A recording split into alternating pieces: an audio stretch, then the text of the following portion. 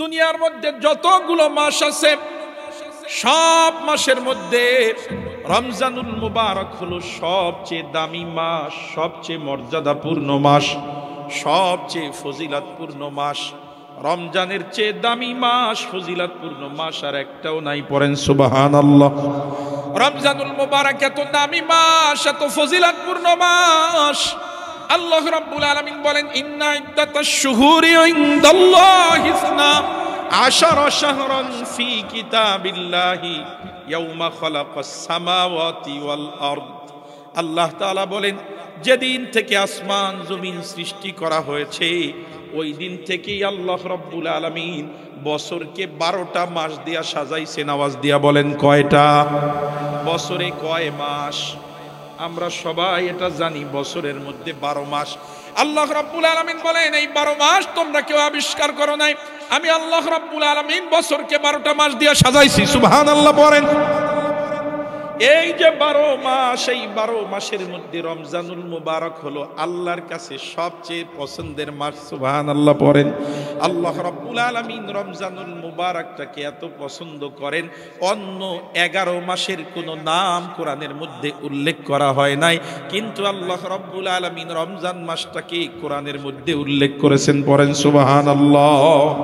আল্লাহ রাব্বুল আলামিন বলেন, শাহরু রমাদান আল্লাযী উনজিলা ফীহিল কুরআন। রমজান মাস যেই মাসে কোরআন অবতীর্ণ করা হয়েছে, রমজান মাস যেই মাসে কোরআন নাজিল করা হয়েছে। পড়েন সুবহানাল্লাহ। আল্লাহ রাব্বুল আলামিন 12 মাসের মধ্যে রমজান মাসকে সবচেয়ে বেশি মহব্বত করেন, পছন্দ করেন। রমজানের দাম সবচেয়ে বেশি। সুবহানাল্লাহ পড়েন। এজন্য আল্লাহ তাআলা রমজানের নামটাকে কোরআনের মধ্যে উল্লেখ করেছেন। শুধুমাত্র কোরআনের মধ্যে উল্লেখ করেছেন এমনটা না, আল্লাহ রাব্বুল আলামিন যখন গোটা জাহানের মানুষের মুক্তির দিশারি কোরআনুল কারীমকে অবতীর্ণ করবেন, যখন গোটা জাহানের মানুষের হেদায়াত পথ প্রদর্শক কোরআনুল কারীম অবতীর্ণ করবেন, আল্লাহ রাব্বুল আলামিন 12টি মাসের মধ্য থেকে কোরআন নাজিল করার জন্য আল্লাহ তাআলা রমজান মাসকে চয়েস করেছেন। পড়েন সুবহানাল্লাহ। মুসলমান ইমানদার, তাহলে 1 নাম্বার রমজানের ফজিলত হলো রমজান মাস এমন একটা মাস যেটা কোরআনের মধ্যে উল্লেখ করা হয়েছে। সুবহানাল্লাহ। রমজান মাস এমন একটা মাস যেই মাসে কোরআন অবতীর্ণ করা হয়েছে। রমজান মাসের দাম বড় বেশি, রমজান মাসের দাম বড় বেশি। হযরত আবু হুরায়রা রাদিয়াল্লাহু তাআলা আনহু থেকে হাদিস বর্ণিত, ইবনে মাজাহ শরীফের 1642 নম্বর হাদিস।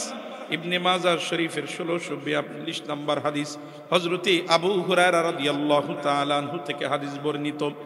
আন রাসূলিল্লাহ সাল্লাল্লাহু আলাইহি ওয়াসাল্লাম قال, রাসূলুল্লাহ সাল্লাল্লাহু আলাইহি ওয়াসাল্লাম বলেন, ইযা কানাত আউয়ালু লাইলাতিন মিন রমাযান, যখন রমজানের প্রথম রজনী আগমন করে, যখন রমজানের প্রথম রাত আসে, সুফিদাতিশ শায়াতিন, আল্লাহ তাআলা রমজানের সম্মানে সমস্ত শয়তানগুলোকে বন্দী করে দেয়।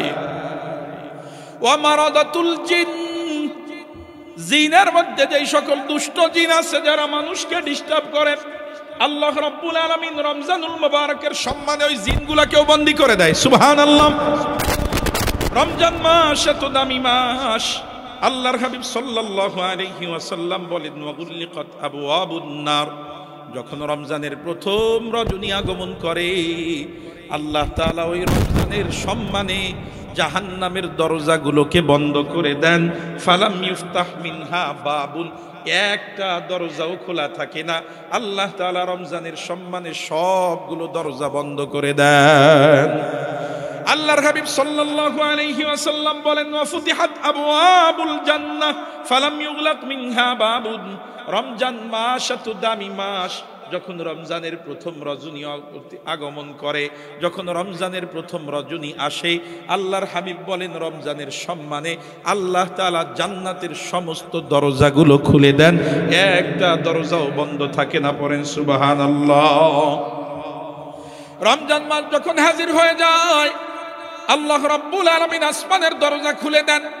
আন আবি হুরায়রা রাদিয়াল্লাহু তাআলা আনহু قال, قال رسول الله صلى الله عليه وسلم, রিয়াজুস সালিহিন কিতাবের হাদিস, 1228 নম্বর হাদিসের বর্ণনা, রাসূলুল্লাহ সাল্লাল্লাহু আলাইহি ওয়াসাল্লাম বলেন, ইযা জাআ রমাযান, যখন রমজান আগমন করে, ফুতিহাত আবওয়াবুল জান্নাহ, জান্নাতের সমস্ত দরজাগুলো খুলে দেওয়া হয়, অগুল্লিকাত আবওয়াবুন নার, জাহান্নামের সমস্ত দরজাগুলো বন্ধ করে দেওয়া হয়, অসুফিদাতিশ শায়াতিন, আল্লাহ রাব্বুল আলামিন রমজানের সম্মানে সমস্ত শয়তানগুলোকে বন্দী করে দেয়। পড়েন সুবহানাল্লাহ। এইবার আমার দিকে লক্ষ্য করেন, রমজানের মর্যাদা এত বেশি আল্লাহ কোরআন অবতীর্ণ করেছেন, কোরআনের মধ্যে রমজানের নাম উল্লেখ করেছেন। রমজানের সম্মানে আল্লাহ আসমানের দরজা খুলে দেন, রমজানের সম্মানে আল্লাহ জান্নাতের দরজা খুলে দেন, রমজানের সম্মানে আল্লাহ জাহান্নামের দরজাগুলো বন্ধ করে দেন। রমজানের সম্মানে আল্লাহ রাব্বুল আলামিন রমজান যখন আগমন করে, রমজানের সম্মানে আল্লাহ তাআলা শয়তানকে বন্দী করে দেন, সমস্ত জিনদেরকে আল্লাহ তাআলা বন্দী করে দেন। পড়েন সুবহানাল্লাহ। আল্লাহর হাবিব বলেন, ওয়ানাদা মুনাদিন, রমজান যখন আগমন করে, একদিকে তো রমজানকে কেন্দ্র করে এতগুলো আয়োজন করা হয়, অন্যদিকে আল্লাহ রাব্বুল আলামিনের পক্ষ থেকে একজন ঘোষক ঘোষণা দিয়া জানায় দেন, ইয়া বাগিয়াল খাইরি আকবিল, ও কল্যাণকামী মানুষেরা, যারা কল্যাণ তালাশ করো, তোমরা এইবার রমজান পেয়ে ইবাদতের দিকে আরো বেশি অগ্রসর হও। সুবহানাল্লাহ। ওয়া বাগিয়াশ শাররি আকসির, এতদিন যারা খারাপ কাজের মধ্যে লিপ্ত ছিলা, তোমরা রমজানের সম্মানে খারাপ কাজগুলো বন্ধ করে দাও। সুবহানাল্লাহ। এরপরে আল্লাহর হাবিব সাল্লাল্লাহু আলাইহি ওয়াসাল্লাম বলেন, রমজান মাস এত দামি মাস, এত ফজিলতপূর্ণ মাস, ওয়ালিল্লাহি উতাকাউ মিনান নার, রমজান মাসের সম্মানে আল্লাহ রাব্বুল আলামিন রমজানের প্রত্যেক রাতে, ওয়াযালিকা ফি কুল্লি লাইলা, রমজানের প্রত্যেক রাতে আল্লাহ রাব্বুল আলামিন অসংখ্য অগণিত মানুষকে আল্লাহ তাআলা আল্লাহর জাহান্নাম থেকে মুক্তি দিয়া দেয়। পড়েন সুবহানাল্লাহ। রমজান এত দামি মাস, এই মাসে আল্লাহ কোরআন নাজিল করছে, কোরআনের মধ্যে এই মাসের নাম আছে, আসমানের দরজা খুলে দেওয়া হয়, জান্নাতের দরজা খুলে দেওয়া হয়, জাহান্নামের দরজাগুলো বন্ধ করে দেওয়া হয়, শয়তানকে বন্দী করে দেওয়া হয়। এরপরে ঘোষণা দেওয়া হয়, এই যারা ইবাদত করতে চাও, এটা ইবাদতের মাস, তোমরা ইবাদতে আরো অগ্রসর হও। সুবহানাল্লাহ। আর যারা পাপী তাদেরকে লক্ষ্য করে বলা হয়, এই সারা বছর পাপ করো, এই রমজানে পাপ করিস না, রমজানে আল্লাহর রহমত অবতীর্ণ হয়, এই মাসেও তুই রমজানে এই মাসেও তুই আল্লাহর রহমত থেকে বঞ্চিত হইস না, এই মাসেও আল্লাহর রহমত থেকে বঞ্চিত হইস না। কারণ যেই ব্যক্তি রমজানেও আল্লাহর রহমত থেকে বঞ্চিত থাকে, রমজানেও নিজের পাপ মাফ করাইতে পারে না, এর চেয়ে হতভাগা দুনিয়াতে আর একটাও নাই।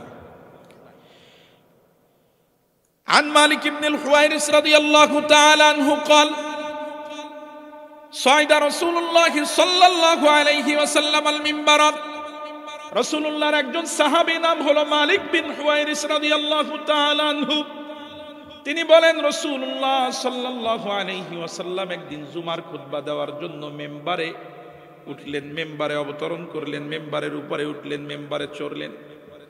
ফালাম্মা রাকিয়া তাবাতান ক্বালা আমিন, যখন মিম্বারের একটা সিঁড়িতে উঠছে তখন আল্লাহর রাসূল পড়ছেন আমিন। জুমার দিন মেম্বারে বসে ইমাম সাহেব খুতবা দেয় না, মেম্বারের নিচের সিঁড়িতে দাঁড়াইয়া ইমাম সাহেব খুতবা দেয়। কথা বলেন ঠিক কিনা? মেম্বারের সিঁড়ি কয়টা? তিনটা। কয়টা? এই তিন সিঁড়ির নিচের সিঁড়িতে দাঁড়াইয়া ইমাম সাহেব খুতবা দেয়। রাসূলুল্লাহ সাল্লাল্লাহু আলাইহি ওয়াসাল্লাম উপরের সিঁড়িতে, তৃতীয় সিঁড়িতে দাঁড়ায় খুতবা দিত। সুবহানাল্লাহ। তো হযরতে মালিক বিন হুয়াইরিস রাদিয়াল্লাহু তাআলা আনহু বলেন যে আমরা তো খুতবা শোনার জন্য আসছি জুমার দিন, তো রাসূলুল্লাহ দেখলাম মিম্বারে উঠতেছে, প্রথম সিঁড়িতে পা দিলেন, পড়লেন আমিন, সুম্মা রাকিয়া উখরা ফাকালা আমিন, এরপরে দ্বিতীয় সিঁড়িতে উঠলেন, পড়লেন আমিন, তৃতীয় সিঁড়িতে উঠলেন, পড়লেন আমিন। আমরা জিজ্ঞাসা করলাম, ইয়া রাসূলুল্লাহ, ইয়া হাবিবাল্লাহ, ঘটনা কি? জুমার নামাজ তো আপনার পিছনে ইতিপূর্বে অনেক পড়েছি, এমন ঘটনা তো কোনোদিন দেখি নাই, আজ এমন কি ঘটলো যে আপনি প্রত্যেক সিঁড়িতে আমিন পড়লেন? সুবহানাল্লাহ পড়েন। রাসূলুল্লাহ সাল্লাল্লাহু আলাইহি ওয়াসাল্লাম বলেন, আতানি জিবরাইল আলাইহিস সালাতু ওয়াস সালাম, ও আমার সাহাবায়ে কেরাম, শুনে নাও, জেনে নাও, আমি যখন মিম্বারের সিঁড়ির মধ্যে পা রাখতেছি, ইতিমধ্যেই ওই সময় হযরত জিবরিল আমিন আগমন করে আমার পাশে দাঁড়িয়ে আমাকে লক্ষ্য করে বললেন, মান আদরাকা রমাজান, যে ব্যক্তি রমজানুল মুবারক পেয়ে গেল, ফালাম ইউগফার লাহু, আর নিজের জীবনের গুনাহ মাফ করাইতে পারলো না, তাকে মাফ করা হলো না, রমজান পাওয়ার পরেও নিজের পাপ মোচন করতে পারলো না, ফাআবাদাহুল্লাহ, ওই ব্যক্তি ধ্বংস হয়ে যাক, ওই ব্যক্তি আল্লাহর রহমত থেকে দূরে সরে যাক। বলেন নাউজুবিল্লাহ। আল্লাহর রাসূল বলেন, জিবরিল আমিন যখন এই কথা বললেন, আমি সাথে সাথে বললাম আমিন। জিবরিল আমিনের পরে আমি যখন দ্বিতীয় সিঁড়িতে পা রাখতেছি, হযরত জিবরিল আমিন আলাইহিস সালাতু ওয়াস সালাম আমাকে লক্ষ্য করে বলেন, মান আদরাকা ওয়ালিদাইহি আও আহাদাহুমা, যে ব্যক্তি পিতামাতা উভয়জন অথবা কোনো একজনকে পেয়ে গেল, ফাদাখালান নার, পিতামাতার খেদমত করে জান্নাত কামাই করতে পারলো না। আল্লাহর হাবিব অন্য হাদিসে বলেন, হুমা জান্নাতুকা ওয়া নারুকা, তোমার আব্বা আম্মা তোমার জন্য জান্নাত অথবা তোমার জন্য জাহান্নাম।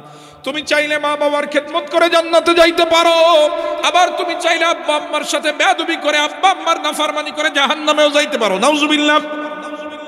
আল্লাহর রাসূল বলেন, রিজার রব্বি ফি রিজাল ওয়ালিদি ওয়া সাখাতুর রব্বি ফি সাখাতিল ওয়ালিদি, আব্বা আম্মার রাজি খুশির মধ্যে আল্লাহর রাজি খুশি, আব্বা আম্মার ওয়া খুশির মধ্যে আল্লাহর ওয়া খুশি। যেই ব্যক্তির উপরে তার বাবা মা খুশি হয়ে যায়, আল্লাহ তাআলা ওই ব্যক্তির উপরে রাজি আর খুশি হয়ে যায়। পড়েন সুবহানাল্লাহ। আর যার উপরে আব্বা আম্মা নারাজ হয়ে যায়, তার উপরে স্বয়ং আল্লাহ নারাজ হয়ে যায়। নাউজুবিল্লাহ।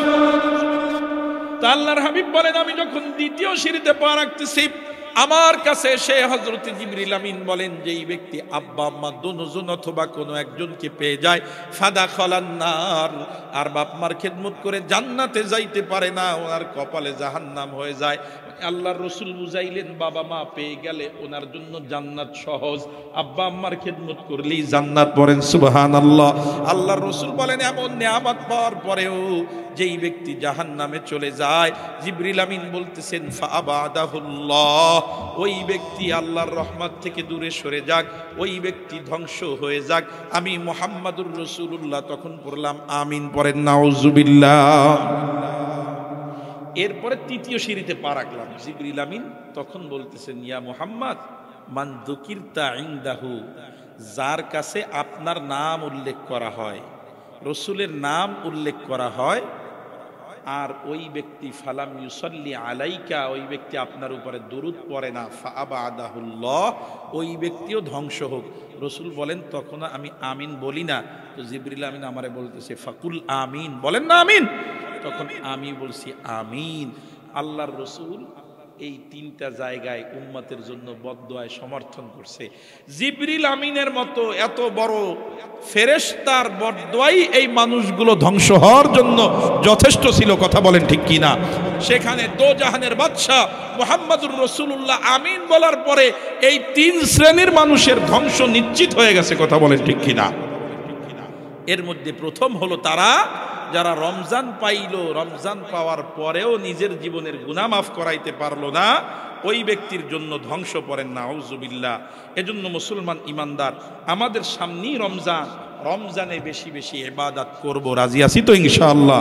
রমজান এটা ইবাদতের মাস, রমজান আল্লাহর পক্ষ থেকে ক্ষমা লাভের মাস, রমজান এটা নিজের জীবন পরিবর্তনের মাস, রমজান সিয়াম সাধনার মাস, রমজান তেলাওয়াতে কোরআনের মাস, দান সদকার মাস। রমজানুল মুবারক হলো একজন ইমানদারের জন্য ইবাদতের বসন্ত। কথা বলেন ঠিক কিনা? মুসলমান ইমানদার আমার দিকে লক্ষ্য করেন। এজন্য গোটা রমজানুল মুবারক আমাদেরকে ইবাদতের মধ্যে কাটাতে হবে, আল্লাহর রহমতের ভিখারি হতে হবে, আল্লাহর কাছে গোটা রমজান ব্যাপী আল্লাহর কাছে কান্নাকাটি করতে হবে, মালিক এই রমজান তো আপনি মাফ করার জন্য দিয়েছেন। ও আল্লাহ, যেই ব্যক্তি এই রমজানেও আপনার ক্ষমা পায় না, তার চেয়ে হতভাগা তো আর কেউ নাই।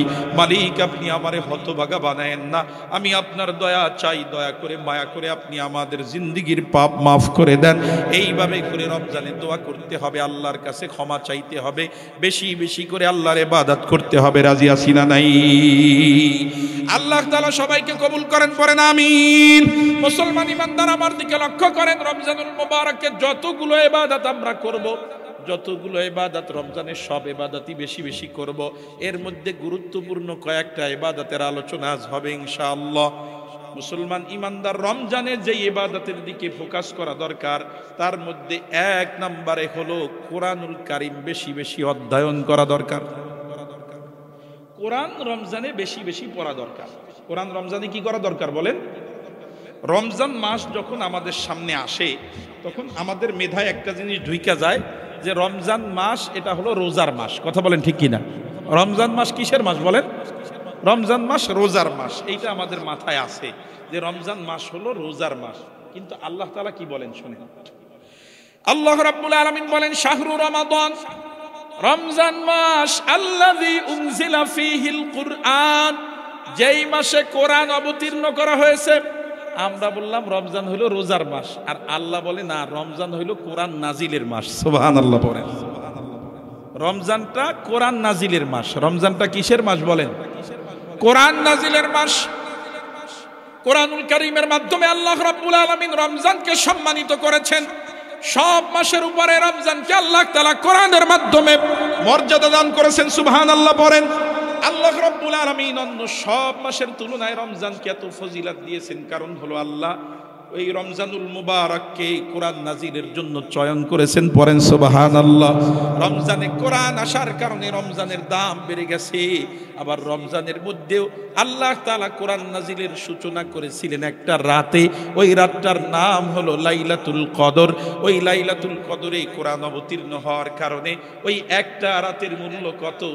আল্লাহ রাব্বুল আলামিন বলেন, লাইলাতুল কদরি খায়রুম মিন আলফি শাহর। লাইলাতুল কদর 1000 মাসের ইবাদতের চেয়েও উত্তম। মুসলমান ইমানদার, রমজান কোরআনে আসছে এজন্য রমজানের মর্যাদা বেড়ে গেছে। রমজান লাইলাতুল কদরে আসছে এজন্য লাইলাতুল কদরের মর্যাদা বেড়ে গেছে। রমজানের মধ্যে কোরআন আসার কারণে কোরআনের এত দাম। আপনি আমি যদি কোরআনের সাথে সম্পর্ক লাগাই, আপনার আমার দাম বাড়বে নাকি কমবে? আরো জোরে বলেন না, বাড়বে নাকি কমবে?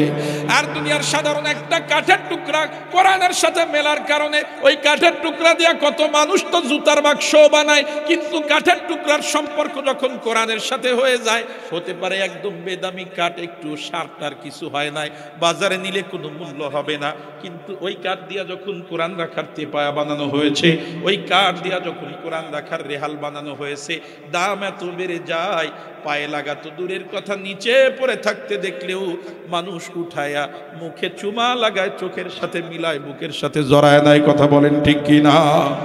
দুনিয়ার মুসলমান ইমানদার, এই কোরআন এত দামি কিতাব, এই কোরআন যেখানে গিয়েছে সেখানটাই সম্মানিত হয়েছে। সুবহানাল্লাহ বলেন। দুনিয়ার মধ্যে আল্লাহ তাআলা 1,24,000 অথবা মতান্তরে 2,24,000 পয়গম্বর আল্লাহ তাআলা দুনিয়ার জমিনে প্রেরণ করেছেন। এর মধ্যে আপনার আমার নবীর দাম কম না বেশি? আরো জোরে বলেন, কম না বেশি? অন্য অন্য নবীদের সর্দার হলেন আমাদের নবী। কথা বলেন ঠিক কিনা? আমাদের নবী হলো ইমামুল মুরসালিন, সাইয়্যিদুল মুরসালিন, ইমামুন নবিয়্যিন। আমার নবী হলো সমস্ত নবীদের নেতা, সমস্ত নবীদের ইমাম, সমস্ত রসুলদের নেতা, সমস্ত রসুলদের সর্দার। কথা বলেন ঠিক কিনা? আল্লাহ রাব্বুল আলামিন আপনার আমার নবীকে সবচেয়ে বেশি মর্যাদা দিলেন যতগুলো কারণে, তার মধ্যে অন্যতম একটা কারণ হলো এই নবীর উপরে আল্লাহ কোরআন নাজিল করছে। সুবহানাল্লাহ বলেন। কোরআন নাজিল হয়েছে মক্কাতুল মুকাররমায়, এজন্য মক্কার সম্মান বেড়ে গেছে। কোরআন নাজিল হয়েছে মদিনাতুল মুনাওয়ারায়, এজন্য মদিনাতুল মুনাওয়ারার সম্মান বেড়ে গেছে। কোরআন নাজিল হয়েছে হেরা পর্বতের গুহায়। দুনিয়ায় কত পাহাড়ের গর্তই না আছে, হেরার মতো একটা পাহাড় দুনিয়ার মধ্যে পাওয়া যাবে নাকি? হেরা পর্বতে কোরআন অবতীর্ণ হওয়ার কারণে ওই পর্বতের দাম, ওই গুহার দাম বেড়ে গেছে। কথা বলেন ঠিক কিনা?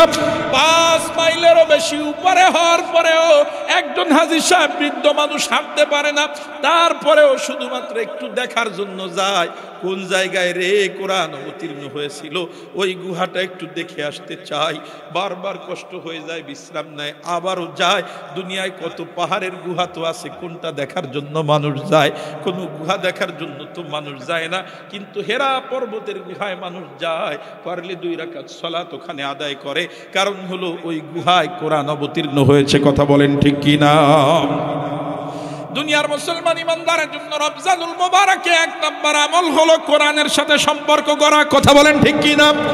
রমজান যেমন রোজা রাখার মাস, রোজার মাস, ঠিক তেমনি ভাবে রমজান কোরআন অবতীর্ণের মাস। কথা বলেন ঠিক কি না? রমজানুল মুবারক এটা কোরআন অবতীর্ণের মাস, সেজন্য কোরআনের সাথে আমাদের সম্পর্ক করতে হবে। একটা সময় আমরা আমাদের দাদি আম্মাদেরকে দেখেছি যে আমাদের দাদিরা বা তাদের যারা তাদের চেয়েও বয়সে বড় এই মুরব্বী বাবাজিদেরকেও দেখছি আমরা, মুরব্বী আমাদের দাদি জানদেরকেও আমরা দেখেছি, তারা রমজানুল মুবারকে কোরআনুল কারীম খতম করতো। কথা বলেন ঠিক কি না? বর্তমানে এইটা নাই, উঠে গেছে। আরে সাধারণ মানুষ তো দূরের কথা, যারা কোরআন পড়তে পারে কোরআনওয়ালা, এরকম অনেক মানুষও ব্যস্ততা এমন বাড়ছে কোরআন রমজানেও পড়ার সুযোগ পায় না। কথা বলেন ঠিক কি না? আরে কোরআন পড়া তো দূরের কথা, আমি আমার এক চাচিরে দেখছি, সে অশিক্ষিত মানুষ, কোরআন দেখে পড়তে পারে না, কিন্তু রমজান মোবারক যখন আসতো তখন রমজান মাসে ওই লাইনের নিচে নিচে এইভাবে হাত টাইনা হইলেও 1 খতম হাত এইরকম কোরআনের নিচে টানছে। বলছে যে পড়তে পারি না, কিন্তু কোরআনের নিচে হাত বুলাইলাম, আঙ্গুল টানলাম, এজন্য আল্লাহ আমাদেরকে মাফ করে দিতে পারে। কথা বলেন ঠিক কি না? দুনিয়ার মুসলমান ইমানদারের জন্য সামনে আমাদের রমজানুল মুবারক, আমাদেরকে এই রমজানে কোরআন শিখতে হবে। রাজি আছি তো ইনশাআল্লাহ? কয়েকটা পদক্ষেপ আমরা গ্রহণ করব। 1 নাম্বার, যারা কোরআন পড়তে পারি না তারা কোরআন পড়া শিখবো। রাজি আছি তো ইনশাআল্লাহ? কোরআন পড়তে পারি না এরকম যদি এখানে কেউ থেকে থাকি, কোরআন পড়া শিখবো ইনশাআল্লাহ। 2 নাম্বার, যারা কোরআন পড়তে পারি তারা 1 খতম কোরআন তেলাওয়াত করার চেষ্টা করবো ইনশাআল্লাহ। রাজি আছি তো ইনশাআল্লাহ? 1 খতম তেলাওয়াত করছি, তেলাওয়াত আলহামদুলিল্লাহ মোটামুটি ভালোই পারি, আমি প্রতিদিন 2, 4, 5 পারা তেলাওয়াত করতে পারি। যারা এরকম তেলাওয়াত ভালোই পারি তারা কমপক্ষে অল্প কয়েকটি সূরা হলে অর্থ বুঝে পড়ার চেষ্টা করব। রাজি আছি তো ইনশাআল্লাহ? কমপক্ষে নামাজে যে সূরাগুলো পড়ি, 50 বছর বসে নামাজ পড়তেছি, 50 বছর ধইরা, এই 50 বছরে নামাজে আমি কি পড়তেছি আমি জানি না। কথা বলেন ঠিক কি না? সূরা ফাতিহার অর্থটা পর্যন্ত আমরা 50 বছর নামাজি জানি না। কথা বলেন ঠিক কি না? অথচ এটা শেখা কি খুব কঠিন ছিল? এখন অর্থসহ কোরআন আমাদের ঘরে ঘরে আছে না নাই? প্রত্যেকের ঘরে ঘরে অর্থসহ কোরআন আছে। এই রমজানে আমি টার্গেট নিব, যারা পারি না তারা শিখবো, যারা পারি তারা পড়বো, 1 খতম পড়বো, যারা একটু ভালো পড়তে পারি তারা একটু অর্থসহ পড়া শিখবো, যারা অর্থসহ পারি আলেম মানুষ তারা কমপক্ষে 1 খতম অর্থসহ পড়বো। রাজি আছি তো ইনশাআল্লাহ? আল্লাহ তাআলা তৌফিক দান করেন, পড়েন আমিন। কোরআনের মর্যাদা বর্ণনা করতে গেলে একটা মাহফিল আলাদা কোরআনের জন্য করা লাগে। আল্লাহ রসুল বলেন যে কোরআন পড়ে আর কোরআন অনুযায়ী জীবন করে আল্লাহ তারে জান্নাত দিয়ে দিবে। সুবহানাল্লাহ পড়েন। এরপরে জান্নাত দেওয়ার পরে তারে বলবে যে তোমারে শুধু জান্নাত দিলাম না, তুমি তোমার পরিবারের এমন 10 জনের ব্যাপারে সুপারিশ করতে পারবা যাদের জন্য জাহান্নাম ওয়াজিব হয়ে গেছে। ওই কোরআনওয়ালার সুপারিশে আল্লাহ তাদেরকেও জান্নাত দিয়ে দিবে। সুবহানাল্লাহ। যে কোরআন পড়ে, আল্লাহ রসুল বলেন উলবিসা ওয়ালিদাহু তাজান ইয়াউমাল কিয়ামা, কিয়ামতের ময়দানে তার আব্বা আম্মাকে একটা নূরের টুপি পরায় দিবে। সুবহানাল্লাহ পড়েন। আল্লাহ রসুল বলেন যে এই নূরের টুপির আলো কেমন, যাউহু কাযাউ ইশ-শামস, আর অন্য বর্ণে আহসানু যাউ ইশ-শামস, যে ওই নূরের টুপির আলো হবে আসমানের সূর্যের আলোর চেয়েও বেশি। সুবহানাল্লাহ। আল্লাহ রসুল এরপরে বলছেন না, খালি আলোর চেয়ে বেশি না, ওই সূর্যটা যদি কারো ঘরের মধ্যে দিয়ে দেওয়া হইতো তাইলে যে পরিমাণ আলো হইতো, একজন কোরআনওয়ালার আব্বা আম্মার নূরের টুপি কিয়ামতে ওর চেয়ে বেশি আলোকিত হবে। সুবহানাল্লাহ। এরপরে আল্লাহ রসুল বলেন যে তাহলে একটু তোমরাই চিন্তা করে দেখো যে নিজে কোরআনের উপরে আমল করছে তার জন্য কত মর্যাদা। সুবহানাল্লাহ, সুবহানাল্লাহ। এজন্য রমজানে আমরা কোরআন পড়বো। রাজি আছি তো ইনশাআল্লাহ? 2 নাম্বার, রমজানুল মুবারকে আমরা যে আমল করব, রমজানুল মুবারকের দ্বিতীয় গুরুত্বপূর্ণ আমল হলো রমজানুল মুবারকের রোজা। কথা বলেন ঠিক কি না? আল্লাহ রাব্বুল আলামিন বলেন ফামান শাহিদা মিনকুমুশ শাহরা, তোমাদের মধ্যে যে ব্যক্তি রমজান মাস পেয়ে যাবে, এই তো আগামীকালই রমজান মাস, আমরা যারা রমজান পর্যন্ত হায়াত পেয়ে যাব, আল্লাহ পাক রব্বুল আলামিন বলেন তোমাদের মধ্যে যারা রমজান মাস পেয়ে যাবে ফালিয়াসুমহু, সে যেন অবশ্যই অবশ্যই রমজানের রোজা আদায় করে। সুবহানাল্লাহ। রমজান মাস পাইলে রমজানের রোজা আদায় করবা। কেন আদায় করবা? আল্লাহ রাব্বুল আলামিন বলেন, ইয়া আইয়ুহাল্লাযীনা আমানু কুতিবা আলাইকুমুস সিয়াম। ও দুনিয়ার ইমানদারেরা, রমজান মাসে রমজানের রোজা আদায় করবা কেন? কারণ হলো আমি আল্লাহ তোমাদের উপরে রমজানের রোজা আদায় করাকে ফরজ করে দিয়েছি। রমজানের রোজা আমাদের জন্য ফরজ করে দিয়েছেন কে? ওই রমজানুল মুবারকে রোজা রাখার দরকার আছে না নাই?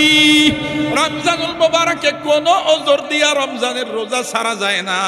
আমরা মাঠের ধান তুলবো, এই ওজরে রোজা ছেড়ে দেই আছে না নাই? দিনের বেলায় ভ্যান চালাই, এই ওজরে উনি রোজা ছেড়ে দিছে, এমন না ফারমান আছে না নাই? সামনে পরীক্ষা, এজন্য আব্বা আম্মা বলছে তোর এই পরীক্ষা সামনে, তোর এই বছর রোজা রাখা লাগবে না, আগামী বছর রাখবি। মেয়ের সামনে বিয়া, এই জন্য বলছে এই বছর রোজা রাখা লাগবে না, রোজা রাখা তোর চেহারা নষ্ট হয়ে যাইতে পারে, এজন্য রোজা রাখবি না। এই জাতীয় কোনো ওজরে রোজা ছাড়ার মতো কোনো সুযোগ নাই। রোজা সর্ব অবস্থায় পালন করতে হবে, রোজা ছেড়ে দেওয়ার মতো কোনো বিধান নাই, রোজা বাদ দেওয়ার কোনো সুযোগ নাই।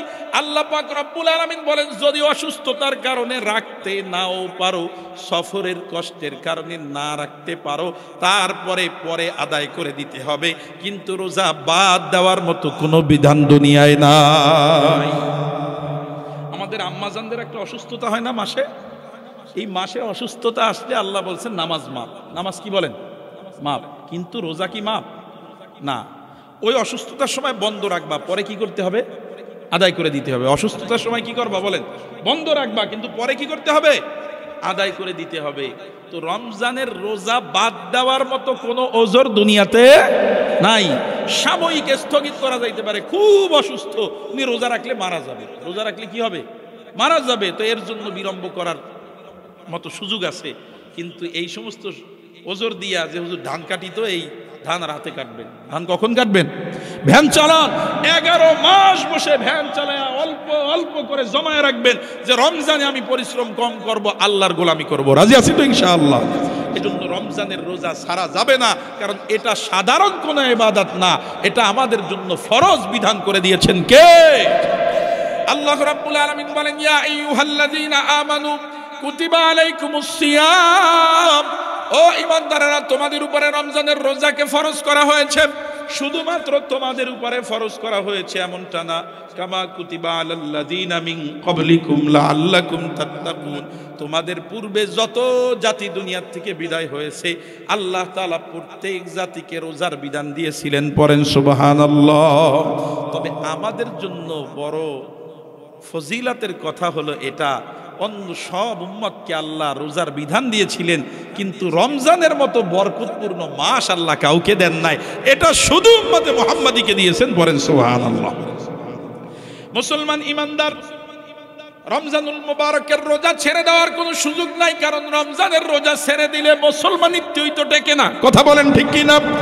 আল্লাহর হাবিব সাল্লাল্লাহু আলাইহি ওয়াসাল্লাম বলেন, عن ابن عمر رضي الله تعالى عنه قال قال رسول الله صلى الله عليه وسلم। হযরত ইবনে ওমর রাদিয়াল্লাহু তাআলা আনহু থেকে হাদিস বর্ণিত, তিনি বলেন রাসূলুল্লাহ সাল্লাল্লাহু আলাইহি ওয়াসাল্লাম বলেছেন, বুনিয়াল ইসলামু আলা খামস। ইসলামের ভিত্তি স্থাপন করা হয়েছে 5টা জিনিসের উপরে। কয়টা জিনিসের উপরে? আরো জোরে বলেন না, কয়টা জিনিসের উপরে? 1 নাম্বার হলো শাহাদাতু আল্লাহ ইলাহা ইল্লাল্লাহ ওয়া আন্না মুহাম্মাদার রাসূলুল্লাহ। 1 নাম্বার হলো এই কথার সাক্ষ্য দিতে হবে আল্লাহ ছাড়া আর কোনো মাবুদ নাই, মুহাম্মদ সাল্লাল্লাহু আলাইহি ওয়াসাল্লাম আল্লাহর বান্দা ও রাসূল। এই বক্তব্য মুখে এবং অন্তরে এটা প্রদান করতে হবে, তাহলে আপনি ঈমানদার হয়ে যাবেন। পড়েন সুবহানাল্লাহ। ইসলামের খুঁটি কয়টা? 1 নাম্বার খুঁটি হলো কালিমার সাক্ষ্য দেওয়া আল্লাহ ছাড়া আর কোনো মাবুদ নাই, মুহাম্মাদুর রাসূলুল্লাহ আল্লাহর বান্দা ও রাসূল। সুবহানাল্লাহ। 2 নাম্বার হলো ওয়া ইকামিস সালাহ, নামাজ কায়েম করা। ইসলামের দ্বিতীয় স্তম্ভ, দ্বিতীয় খুঁটি হলো নামাজ কায়েম করা। আজ আমরা নামাজ পড়ি না, নিজেরে মুসলমান দাবি করি, অথচ আল্লাহর রাসূল বললেন তুমি যে মুসলমান নিজেরে দাবি করো, এই মুসলমান হওয়ার জন্য খুঁটি হইল 5টা। তোমার ইসলাম দাঁড়ায় থাকবে 5 খুঁটির উপরে। আমাদের বাড়ি ঘরগুলো আমরা বানাইছি, খুঁটি আছে না নাই? এই যে আমরা প্যান্ডেলটা বানাইলাম চতুর্পাশ দিয়া খুঁটি, মনে করেন চার কোনায় চারটা খুঁটি আর মাঝখানে একটা খুঁটি, মোট পাঁচটা খুঁটি। এই মাঝখানের খুঁটিটার নাম হলো শাহাদাতু আল্লাহ ইলাহা ইল্লাল্লাহ, কালিমার সাক্ষ্য দেওয়া। মাঝখানের খুঁটি যদি কারো নষ্ট হয়ে যায় তার পুরা তাবুটাই ধ্বংস হয়ে যাবে। কথা বলেন ঠিক কিনা? মাঝখানেরটা নাই তো সব শেষ, ভাঙি চুরে পড়বে। কথা বলেন না কেন? এজন্য 1 নম্বর ঈমানের সাক্ষ্য, 2 নম্বর হলো ইকামুস সালাত, নামাজ কায়েম করা। আল্লাহর রাসূল বলেন আর যে চারটা আছে এই চারটা হলো চার পাশের খুঁটি, যেইটাই নরবরে হয়ে যাবে তার ইসলাম নরবরে হয়ে যাবে। আমরা নিজের মুসলমান হিসাবে দাবি করি অথচ নামাজ পড়ি না। যেই ব্যক্তি ইচ্ছাকৃত নামাজ পড়ে না ওই ব্যক্তির ইসলামের মধ্যে কোনো অংশ নাই। পড়েন নাউজুবিল্লাহ। মুসলমান ইমানদার আমার দিকে লক্ষ্য করেন, দীর্ঘ লম্বা আলোচনা করার সুযোগ নাই। নামাজের ফজিলত আপনারা জানেন, এজন্য নামাজের ফজিলত আলোচনা করব না। শুধু একটা কথা বলি, আমরা যে ইমানদার, আমি যদি এই বাইরে বলি যে ভাই আপনি যে ইমানদার আপনার ইমানটা আমারে একটু দেখান, বলেন তো ইমান দেখানো যাবে নাকি? আরো জোরে বলেন দেখানো যাবে নাকি? তো ইমান তো দেখা যায় না। আমি যে ইমানদার এটা বুঝবো কিভাবে? আল্লাহর রাসূল বলেন আল ফারকু বাইনাল আবদি ওয়া বাইনাল কুফরি তারকুস সালাহ। একজন বান্দা আর কুফুরের মধ্যে পার্থক্য হলো নামাজ ছেড়ে দেওয়া। বান্দা নামাজ ছাড়ে না আর কাফেরেরা নামাজ পড়ে না। পড়েন সুবহানাল্লাহ। এজন্য মুসলমান ইমানদার, আমি যে ঈমান আনলাম এটার পরিচয়, এটার চিহ্ন বহন করে নামাজ। আমি যদি নিজেরা মুসলমান হিসেবে পরিচয় দিতে চাই তাহলে আমাকে দৈনিক কয় ওয়াক্ত নামাজ পড়তে হবে? আরো জোরে বলেন না কয় ওয়াক্ত? 5 ওয়াক্ত নামাজ আমাকে পড়তে হবে। কেউ যদি ইচ্ছাকৃত স্বেচ্ছায় 5 ওয়াক্ত নামাজ না পড়ে আর বলে নামাজ কালাম লাগে না, এগুলোর দরকার নাই। সাহাবাই কেরাম কি বলেন একটু শুনেন। সাহাবাই কেরাম বলেন আমাদের সমাজে, সাহাবীদের সমাজে কোনো ব্যক্তি ঈমান আনার পরে যদি অন্য কোনো পাপ কাজ করত, সাহাবীরা বলেন আমরা তাকে পাপী মনে করতাম, তবে বেঈমান মনে করতাম না। ঈমান আনছে পরে চুরি করছে তাইলে চোর মনে করতো। কি মনে করতো বলেন? চোর। কিন্তু তারে বেঈমান মনে করতো না। ছিনতাই করছে, জেনা করছে, তাহলে পাপী মনে করতো। এর দ্বারা কি মনে করতো না? বেঈমান মনে করতো না। আমরাও করি না। আমরা কি একজনে চুরি করলে তারে আমরা বেঈমান কই নাকি? যে ও কাফের হয়ে গেছে বলি নাকি? না, ও পাপী, এটা সবাই স্বীকার করি, তার পাপ আছে, কিন্তু সে বেঈমান না। সাহাবীরাও বলেন এরকম যে আমাদের সমাজে কেউ ঈমানের ঘোষণা দেওয়ার পরে সে যদি চুরি করে, ডাকাতি করে, অন্য যে পাপই করুক না কেন আমরা তারে বেঈমান বলি না। তবে আমাদের সমাজে কোনো ব্যক্তি যদি ঈমান আনার পরে নামাজ ছেড়ে দেয়, নামাজ না পড়ে, আমাদের সাহাবীদের সমাজে তাকে কাফের মনে করা হয়। নাউজুবিল্লাহ। এজন্য মুসলমান ইমানদার যারা নামাজ পড়েন না আর বলেন যে হুজুর নামাজ না পড়লে হবে কি, ঈমান ঠিক আছে, মূলত আপনার ঈমান ঠিক নাই, রাসূলুল্লাহ বলেছেন। কথা বলেন ঠিক কিনা? সাহাবীদের সমাজে এরকম মানুষদেরকে কাফের মনে করা হতো। এজন্যই তো রাসূলের সমাজের মুনাফিকরা পর্যন্ত রাসূলের পিছনে জামাতে নামাজ পড়তো। কথা বলেন ঠিক কিনা? আপনি নামাজ পড়েন না, মুসলমানের দাবি করেন, আরে আপনার চেয়ে তো রাসূলের জমানার মুনাফিকরাও ভালো ছিল। কথা বলেন ঠিক কিনা? এজন্য মুসলমান ইমানদার নামাজ ছাড়বো না, রাজি আছি তো ইনশাআল্লাহ। ইসলামের খুঁটি কয়টা? 5টা। এই 5টা ছাড়লে তার মুসলমানিত্ব টেকে না, মুসলমানই থাকে না। 1 নাম্বার হলো সাক্ষ্য দেওয়া লা ইলাহা ইল্লাল্লাহ মুহাম্মাদুর রাসূলুল্লাহ। 2 নাম্বার হলো নামাজ কায়েম করা। 3 নাম্বার হলো ইতাইজ যাকাত, যাকাত আদায় করা, যাকাত ফরজ হলে যাকাত দিয়ে দেওয়া। 4 নাম্বার হলো আল হজ, হজ করা। আল্লাহ তাআলা যখন তৌফিক দান করে তখন হজ সেরে নেওয়া। আর 5 নাম্বার হলো সওম রমাজান, রমজানুল মুবারকের রোজা আদায় করা। পড়েন সুবহানাল্লাহ। মুসলমান ইমানদার, আমরা বলতেছিলাম রমজানুল মুবারকের রোজা এটা আমাদের উপরে ফরজ করেছেন কে? যদি আমরা রমজানের রোজা আদায় না করি তাহলে মুসলমানই থাকে না। কারণ মুসলমান হওয়ার জন্য আমার ইসলাম নামক ঘরটাকে 5টা খুঁটির উপরে দাঁড় করাতে হবে। তার মধ্যে একটা খুঁটি হলো রমজানের রোজা। আমি যদি আমার ওই রোজাটা ছেড়ে দেই, আমার ইসলাম নামক ঘরটা ভেঙে যাবে, আমার মুসলমানিত্ব টেকবে না। কথা বলেন ঠিক কিনা? মুসলমান ইমানদারের জন্য রমজানুল মুবারকের রোজা রাখতে হবে। রমজানুল মুবারকের রোজা যদি আমরা রাখি তাহলে আমাদের ফজিলত কি, রাখলে আমাদের জন্য সব কি কি পুরস্কার আছে। আন আবি হুরায়রা রাদিয়াল্লাহু তাআলা আনহু قال মিশকাতুল মাসাবি 1959 নম্বর হাদিস। আন আবি হুরায়রা রাদিয়াল্লাহু তাআলা আনহু قال قال رسول الله صلى الله عليه وسلم, রাসূলুল্লাহ সাল্লাল্লাহু আলাইহি ওয়াসাল্লাম বলেন কুল্লু আমাল ইবনি আদম ইউযাফু প্রত্যেক বনি আদমের নেকগুলাকে বাড়ায় দেওয়া হয়। এক নেকি করলে একটাই দেওয়া হয় না, আল্লাহ বৃদ্ধি করে দেন। আল্লাহর রাসূল বলেন ওয়াল হাসানাতু বিআশরি আমসালিহা ইলা 700 দুইফিন। আল্লাহ রাব্বুল আলামিন প্রত্যেক বনি আদমকে প্রত্যেক নেকির কাজের বদলায় আল্লাহ তাআলা 10টা করে নেকি দান করেন। সুবহানাল্লাহ। 1 রাকাত নামাজ পড়লে 10 রাকাতের সব, এক পৃষ্ঠা একটা হরফ যদি তেলাওয়াত করে 10টা হরফ পড়ার মতো নেকি হয়ে যায়। সুবহানাল্লাহ বলেন। এরকম ভাবে বনি আদমের প্রত্যেকটা নেককে আল্লাহ তাআলা 10 গুণ বাড়ায় দেয়। সুবহানাল্লাহ। আল্লাহর হাবিব বলেন ইলা 700 দুইফিন। এরপরে আল্লাহ তাআলা যাকে ইচ্ছা করেন তাকে 10 থেকে নিয়ে 700 গুণ পর্যন্ত নেকি বাড়ায় দেয়। সুবহানাল্লাহ। কমপক্ষে কত? 10। কমপক্ষে কত বলেন? 10। আর এরপরে আল্লাহ যার ইচ্ছা করেন তাকে নেকি বাড়ায় দিতে দিতে 700 নেকি আল্লাহ তাআলা দান করেন। সুবহানাল্লাহ। যে কোনো আমল।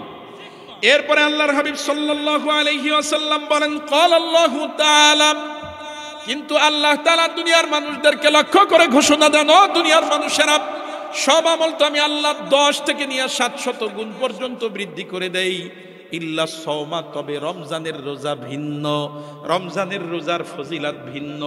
আমি ওখানে 10 থেকে নিয়ে 700 পর্যন্ত দেই না, বরং ফাইন্নাহু লি ওয়া আনা আজজি বিহি, আমি আল্লাহর জন্য বান্দা রোজা রাখে, আমি আল্লাহ তাআলা নিজ হাতে রোজার পুরস্কার দান করি। দুনিয়ার মুসলমান ইমানদার, আপনাদের ভুলে যাওয়ার কথা না, আপনাদের পার্শ্ববর্তী প্রধানমন্ত্রী একবার আপনাদের এলাকায় আসছে। তার এলাকায় যখন আসছে, এলাকার একটা ভ্যান চালক তার একটু ভ্যানে কইরা নিয়ে ঘুরাইছে। কিছুদিন পরে ওই ভ্যান চালককে ওই প্রধানমন্ত্রী নিয়ে বিমান বাহিনীতে চাকরি দিয়েছে। কথা বলেন ঠিক কি না? দুনিয়ার মুসলমান একজন দুনিয়ার এত ছোট একটা রাষ্ট্রের প্রধানমন্ত্রী হয়ে যদি ভ্যান চালকরে ওই নৌবাহিনী ওই বিমান বাহিনীতে চাকরি দিতে পারে, তাহলে আসমান জমিনের বাদশা আল্লাহ বলতেছেন আস-সাওমু লি ওয়া আনা আজজি বিহি, রোজা আমার জন্য, আমি আল্লাহ আমার বান্দাকে নিজ হাতে পুরস্কার দিব। সুবহানাল্লাহ। মুসলমান ইমানদারের জন্য আল্লাহ রাব্বুল আলামিন কেমন পুরস্কার দিবে এটা আল্লাহ তাআলাই ভালো জানে। কথা বলেন ঠিক কি না? তবে আল্লাহর হাবিব সাল্লাল্লাহু আলাইহি ওয়াসাল্লাম বলেন লিস-সাইমি ফারহাতান, একজন রোজাদারের জন্য 2টা খুশি। কয়টা খুশি? আরো জোরে বলেন না, কয়টা খুশি? 2টা খুশি। 1 নাম্বার হলো ফারহাতুন ইনদা ফিতরিহি, 1 নাম্বার খুশি হলো ঈদের দিনের খুশি। সুবহানাল্লাহ। ঈদের দিন বেরোজদারদের জন্য কোনো খুশি নাই, ঈদের দিন খুশি হলো রোজাদারদের জন্য খুশি। কথা বলেন ঠিক কি না? আরে যারা সারা মাস রোজা রাখে নাই তাদের কোনো ঈদ নাই, তাদের কোনো ঈদ নাই।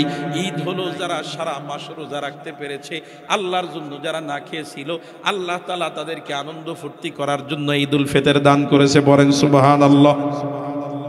1 নাম্বার খুশি হলো ঈদের দিনের খুশি। আর 2 নাম্বার খুশি হলো ইনদা লিকাই রাব্বিহি, আল্লাহর সাথে কিয়ামতের ময়দানে যখন রোজাদার সাক্ষাৎ করবে, আল্লাহ রাব্বুল আলামিন রোজাদারকে পুরস্কার দিয়া কিয়ামতে খুশি বানায়া দিবে।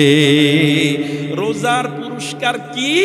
একজন মানুষের খুশি হইতে যা লাগে আল্লাহ তাই দিয়া রোজার পুরস্কার দিয়ে খুশি করে দিবেন। পড়েন সুবহানাল্লাহ। 1 নেকি আর 2 নেকি না, 1 জান্নাত আর 2 জান্নাত না। আপনার চাহিদা যত আছে, আপনার খুশি হইতে যা লাগে আল্লাহ তাআলা রোজার বিনিময়ে সেই পরিমাণ দিয়া আপনারে খুশি বানায় জান্নাত দান করবেন। পড়েন সুবহানাল্লাহ। মুসলমান ইমানদার আমার দিকে লক্ষ্য করেন, একজন রোজাদারকে আল্লাহ রাব্বুল আলামিন কত মহব্বত করেন, কত ভালোবাসেন। একজন রোজাদারের দাম আল্লাহ রাব্বুল আলামিনের কাছে কত বেশি হয়ে যায়। সারা দিন যখন আমরা রোজা রাখি, রোজা রাখার পরে বিকালবেলা দেখবেন মুখের মধ্যে একটা গন্ধের সৃষ্টি হয়। সারাদিন পাকস্থলী খালি থাকার কারণে, সারাদিন খাবার না খাওয়ার কারণে মুখের মধ্যে একটা গন্ধ হয়। কথা বলেন ঠিক কি না? আল্লাহর হাবিব সাল্লাল্লাহু আলাইহি ওয়াসাল্লাম বলেন ওয়াল্লাযী নাফসি বিয়াদিহি, ওই সত্য আল্লাহ রাব্বুল আলামিনের কসম যার হাতে আমি মুহাম্মাদুর রাসূলুল্লাহর জীবন, শুনে রাখো একজন রোজাদারের দাম কত বেশি। লাখালুফু ফামিস সাইমি আতিয়াবু ইনদাল্লাহি মিন রিহিল মিস্ক, একজন রোজাদারের মুখের ওই গন্ধটা আল্লাহর কাছে মিস্ক আম্বারের চেয়েও বেশি প্রিয়। আল্লাহু আকবার বলেন, আল্লাহু আকবার। মুসলমান ইমানদার আমার দিকে লক্ষ্য করেন, এজন্য রোজা রাখবো তো ইনশাআল্লাহ। রোজা রাখলে আল্লাহ রাব্বুল আলামিন কিয়ামতে খুশি বানায় দিবেন, সুবহানাল্লাহ পড়েন। আমার দিকে লক্ষ্য করেন, গভীর মনোযোগ। খুলনাতে যখন লেখাপড়া করি, অনেক ছোট মানুষ, আজকে থেকে বহু বছর আগের কথা। ওই সময় একবার প্রধানমন্ত্রী খুলনাতে আসলো, দেখার জন্য গেছি। তখন তার খুব বেশি একটা বুঝি টুজি না, বন্ধু বান্ধব মিলে একত্রে দেখার জন্য গেছি। গিয়া দেখি ওই সার্কিট হাউস ময়দানের মধ্যে গেট হইল দুইটা। কয়টা? জোরে বলেন কয়টা? দুইটা। একটা হলো সাধারণদের প্রবেশের গেট, আর একটা হলো ভিআইপিদের প্রবেশের গেট। একটা সাধারণদের আর একটা ভিআইপিদের। সাধারণ গেট দিয়ে সবাই ঢুকতে পারবে, কিন্তু ভিআইপিদের গেট দিয়ে কার্ড ছাড়া, চিহ্নিত ব্যক্তি, বিশেষ ব্যক্তিরা ছাড়া ভিআইপি গেট থেকে কেউ ঢুকতে পারবে। আন সাহল ইবনে সাদ রাদিয়াল্লাহু তাআলা আনহু قال قال رسول الله صلى الله عليه وسلم, হযরত সাহল বিন সাদ রাদিয়াল্লাহু তাআলা আনহু থেকে বর্ণিত, রিয়াজুস সালিহিন কিতাবের 1225 নম্বর হাদিস। রাসূলুল্লাহ বলেন, ইন্না ফিল জান্নাতি বাবান ইকালু লাহু আর-রায়্যান। ও দুনিয়ার মানুষেরা শুনে রাখো, দুনিয়াতে প্রধানমন্ত্রী আসলে যেমন ভিআইপিদের গেট আলাদা, ওই গেট দিয়ে অন্য কেউ প্রবেশ করতে পারে না, শুধু ভিআইপিরা প্রবেশ করে। আল্লাহ রাব্বুল আলামিনের জান্নাতের মধ্যে এমন একটা ভিআইপি গেট আছে, ওই গেটটার নাম হলো রায়্যান। পড়েন সুবহানাল্লাহ। ইন্না ফিল জান্নাতি বাবান ইকালু লাহু রায়্যান। আল্লাহর জান্নাতে একটা ভিআইপি গেট আছে, যেই গেটের নাম হলো রায়্যান। রাসূলুল্লাহ সাল্লাল্লাহু আলাইহি ওয়াসাল্লাম বলেন, ইয়াদখুলু মিনহু সাইমুন। ওই গেট থেকে কিয়ামতের ময়দানে রোজাদাররা প্রবেশ করবে। সুবহানাল্লাহ। আর জোরে পড়েন না সুবহানাল্লাহ। আল্লাহর রাসূল বলেন, দৃশ্যটা কেমন হবে দুনিয়ার মানুষ শুনে রাখো। লা ইয়াদখুলু মিনহু আহাদুন গায়রুহু। ওই গেট থেকে অন্য কেউ প্রবেশ করতে পারবে না। কিয়ামতের ময়দানের দৃশ্যটা আল্লাহর রাসূল তুলে ধরেছেন। ইকালু আইনা সাইমুন। কিয়ামতের ময়দানে ঘোষণা দেওয়া হবে, এই রোজাদাররা কোথায়? সুবহানাল্লাহ বলেন। যেমন দুনিয়ায় ঘোষণা, এই ভিআইপিরা কোথায়? আল্লাহ কিয়ামতের ময়দানে রোজাদারদেরকে আলাদা ডাক দিবেন, এই রোজাদাররা কোথায়? আল্লাহর রাসূল বলেন, এই ডাক যখন হয়ে যাবে, ইয়াকুমুনা ফায়াকুমুনা, রোজাদাররা সবাই উঠে দাঁড়াবে। সুবহানাল্লাহ পড়েন। রোজাদাররা সবাই উঠে দাঁড়ানোর পরে আল্লাহ তাআলা বলবেন, আজ আমি আল্লাহ তোমাদেরকে সবার সাথে সাধারণভাবে জান্নাতে ঢুকাবো না, রোজাদারদের জন্য আমি আল্লাহ ভিআইপি গেটের ব্যবস্থা করেছি, তোমরা ওই ভিআইপি গেট থেকে জান্নাতে প্রবেশ করো। আল্লাহর রাসূল বলেন, ওই ভিআইপি গেট থেকে ওই রোজাদার ভিআইপিরা প্রবেশ করার পরে ওই দরজা বন্ধ করে দেওয়া হবে, ওই গেট দিয়া অন্য কাউকে জান্নাতে প্রবেশের সুযোগ দেওয়া হবে না। সুবহানাল্লাহ বলেন সুবহানাল্লাহ। মুসলমান ইমানদার, আমরা এই ভিআইপি গেট দিয়ে জান্নাতে যাইতে চাই কি চাই না? ওই ভিআইপি গেট থেকে জান্নাতে যাওয়ার জন্য রোজা রাখার দরকার আছে না নাই? তাহলে রমজানের সবগুলো রোজা রাখবো কারা কারা? নারে তাকবীর। আল্লাহ তাআলা কবুল করেন, সকলেই পড়েন আমিন। মুসলমান ইমানদার আমার দিকে লক্ষ্য করেন, এক একটা রোজার কত ফজিলাত। রোজা যদি আমরা রাখি, রোজার দাম, রোজার ফজিলাত কত। রাসূলুল্লাহ সাল্লাল্লাহু আলাইহি ওয়াসাল্লাম বলেন, হযরতে আবু হুরায়রা রাদিয়াল্লাহু তাআলা আনহু থেকে হাদিস বর্ণিত, মান সামা রমাযানা ঈমানান ওয়া ইহতিসাবা গুফিরা লাহু মা তাকদ্দামা মিন যামবিহি। যেই ব্যক্তি রমজানুল মুবারকের রোজা ঈমানের সাথে আল্লাহর কাছ থেকে প্রতিদান পাওয়ার আশায়, একটু ভালো কইরা বুঝেন, রোজা আমরা অনেকেই রাখি হইল না পাইরা, মানুষে কি কবে? রোজার দিন আমার মতো একটা বুড়া মানুষ বাড়িতে ভাত খাইলে বাপ চিন্তা করে আমার পোলাপান গুলাই কি কবে, এই চিন্তায় রোজা রাখে। সহপাঠীরা কি বলবে, এই জন্য রোজা রাখে। অনেকে চিন্তা করে আর উপায় নাই, আল্লাহ বিধান দিছে, খুব কষ্টে রোজাটা কোনো রকম রাখে। আল্লাহর রাসূল বলেন, না না, এমন না, এমন না, এমন করে রোজা রাখলে কোনো প্রতিদান পাওয়া যাবে না। বরং মান সামা রমাযানা ঈমানান ওয়া ইহতিসাবা, যে ব্যক্তি ঈমানের সাথে সব লাভের আশায়, আল্লাহর কাছ থেকে পুরস্কার লাভ করার আশায় যে ব্যক্তি রমজানের রোজাগুলো আদায় করবে, গুফিরা লাহু মা তাকদ্দামা মিন যামবিহি, আল্লাহ রাব্বুল আলামিন তার জীবনের সমস্ত পাপগুলোকে মাফ করে দিবে।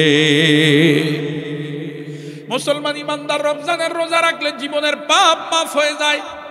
একদিকে জীবনের পাপ মাফ, ভিআইপি গেট দিয়া জান্নাতে ঢোকার ব্যবস্থা। সুবহানাল্লাহ পড়েন। এক একটা রোজা রাখলে আপনাকে আমাকে কতটুকু জাহান্নাম থেকে দূর করে দেওয়া হবে আল্লাহর হাবিব বলেন।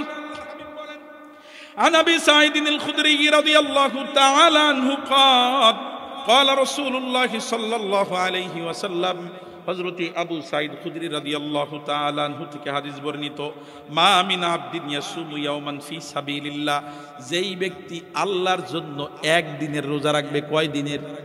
এই ভালো করে বুঝেন, কয় দিনের? রমজানের রোজা কয় দিন?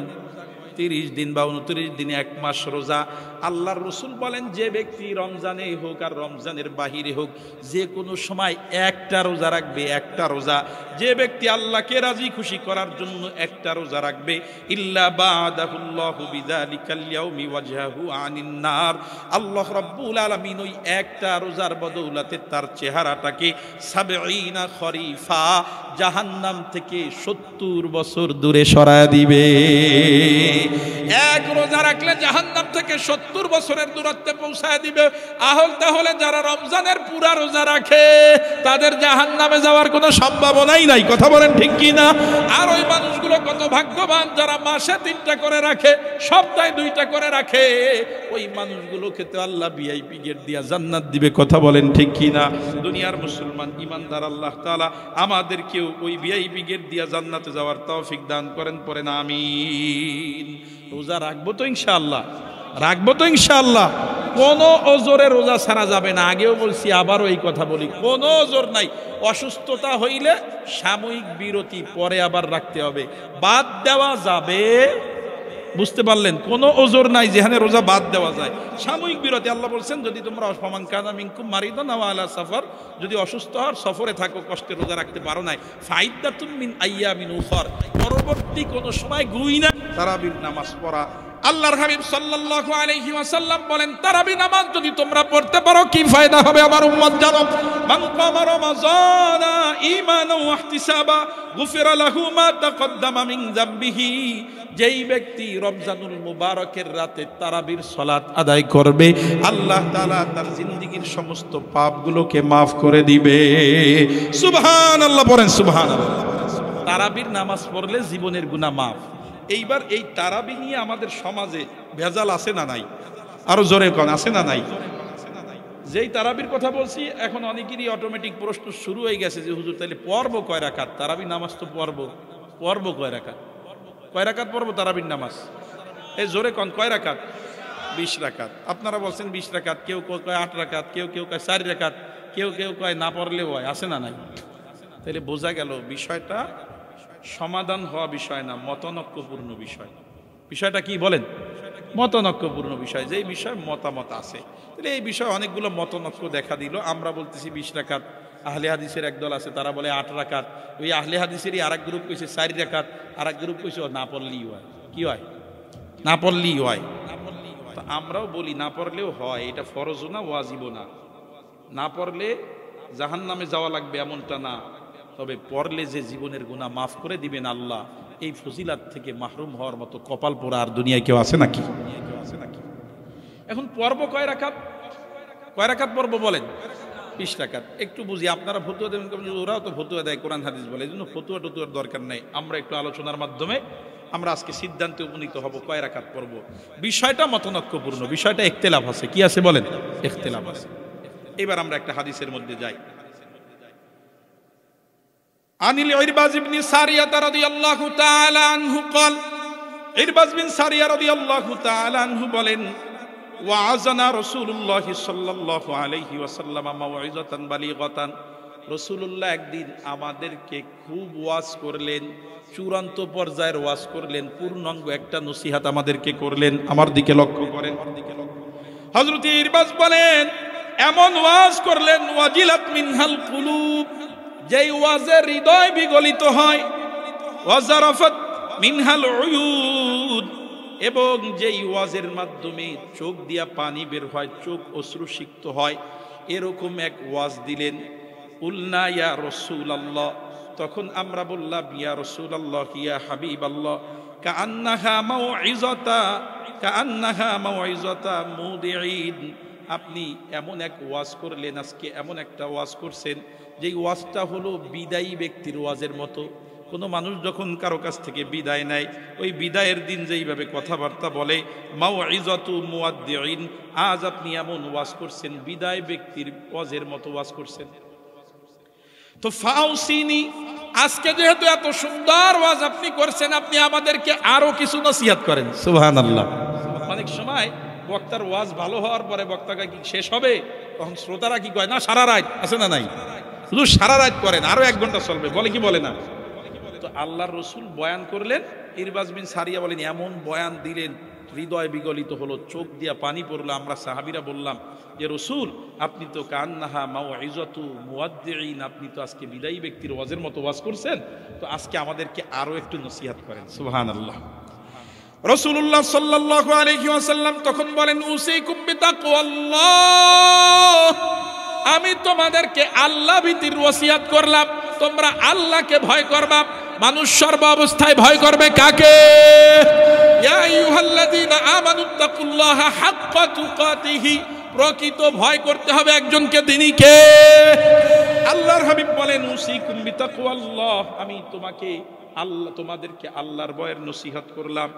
ওয়াস-সামঈ ওয়াত-তাআতি ওয়া ইন তাআম্মারা আলাইকুম আবদুন হাবাশিয়্যুন, আমি তোমাদেরকে নসিহত করলাম অনুসরণের, শ্রবণের।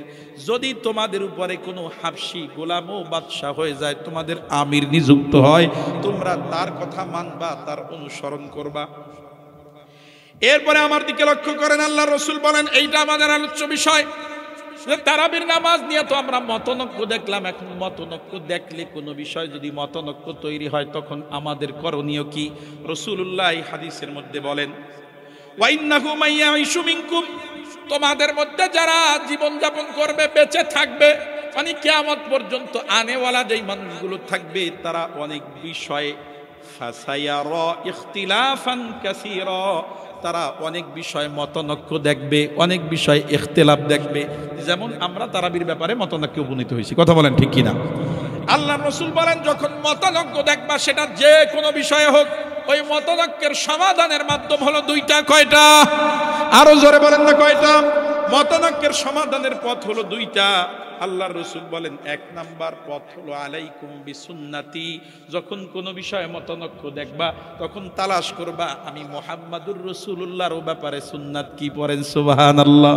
তখন দেখবা আমার সুন্নাত কি, আমার সুন্নাত তালাশ করবা। 2 নম্বরে যদি আমার সুন্নাতের মধ্যে তালাশ করে ওইটা না পাও, আলাইকুম বিসুন্নতি, আমার সুন্নাত আঁকড়ে ধরবা। মতনৈক্য দেখলে আমার সুন্নাত আঁকড়ে ধরবা। আমার সুন্নাতে যদি সমাধান না পাও, সুন্নাতিল খুলাফাইর রাশিদিন আল মাহদিয়িন, তাহলে তোমরা খুলাফায়ে রাশিদিনের সুন্নাত আঁকড়ে ধরবা। পড়েন সুবহানাল্লাহ। তাইলে কোনো বিষয় মতনৈক্য হইলে মতনৈক্যর থেকে উত্তরণের পথ হলো কয়টা? একটা হলো রসুলের সুন্নাত, রসুলের আদর্শ গ্রহণ করা। 2 নাম্বার হলো খোলাফায়ে রাশিদিন, অর্থাৎ আবু বকর, ওমর, ওসমান, আলী, এই 4 জন খোলাফায়ে রাশিদিনের ব্যাপারে সবাই একমত, এদের রীতিনীতি, এদের আদর্শ গ্রহণ করা। পড়েন সুবহানাল্লাহ। তাইলে আমরা তারাবির ব্যাপারে মতনৈক্য, এখন আমাদের যাইতে হবে হয় সুন্নাতে অথবা সাহাবীদের, খোলাফায়ে রাশিদিনের জীবনীতে, তাদের সুন্নাতে। এইবার আসি যে তারাবির ব্যাপারে সুন্নাতে কি আছে। খুব লম্বা করে আর বলতে পারতেছি না। বুখারী শরীফের হাদিস নাম্বার 1129, হাদিসের বর্ণনাকারী সাহাবী আম্মাজান আয়েশা সিদ্দিকা রাদিয়াল্লাহু তাআলা আনহা, তিনি বলেন, আন্না রাসূলুল্লাহ সাল্লাল্লাহু আলাইহি ওয়াসাল্লাম সাল্লা যাতা লাইলাতিন, রাসূলুল্লাহ সাল্লাল্লাহু আলাইহি ওয়াসাল্লাম রমজানের 1 রাতে নামাজ আদায় করতে শুরু করলেন। রমজানের 1 রাতে মসজিদে নামাজ শুরু করছেন। কোন জায়গায়? মসজিদে নববীর মধ্যে আল্লাহর রসুল রমজানের 1 রাতে নামাজে দাঁড়ায় গেছেন। আল্লাহর রসুল যখন নামাজে দাঁড়ায় গেছেন, তখন একদল সাহাবাই কেরাম, ফাসাল্লা বিসলাতিহি নাসুন, একদল মানুষ এসে, একদল সাহাবাই কেরাম এসে রসুলের পিছনে মুক্তাদি হইয়া তারাও ওই রাতে নামাজ আদায় করেছে। পড়েন সুবহানাল্লাহ। তারাবির নামাজ কি নামাজ বলে? রমজানে তারাবির নামাজ পড়তেছে। আল্লাহ রসুল দাঁড়াইছে, তো সাহাবাই কেরাম আইসাও পিছনে দাঁড়াই গেছে। প্রথম দিন নামাজ পড়ছে। আম্মা জানা আয়েশা সিদ্দিকা বলেন, সুম্মা সাল্লা মিনাল কাবিলাতি ফাকাসারান নাস, আল্লাহর রাসূল দ্বিতীয় দিনও আবার মসজিদে গিয়ে একা একা নামাজ শুরু করে দিয়েছেন। মানুষ আবার তার পিছনে দাঁড়ায় গেছে। প্রথম দিনের চেয়ে মানুষ আরো বাড়ছে।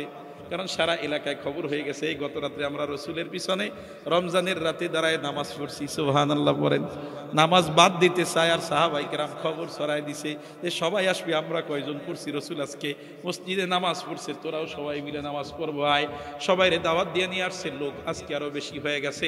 আম্মা জান বলেন তৃতীয় দিন অথবা চতুর্থ দিন, মানে তৃতীয় দিন আদায় করা হলে চতুর্থ দিন অথবা তৃতীয় দিন, এরকম আল্লাহর রসুলের সাথে নামাজ পড়ার জন্য গোটা মদিনার মানুষগুলো মসজিদে নববীতে একত্রিত হয়ে গেছে।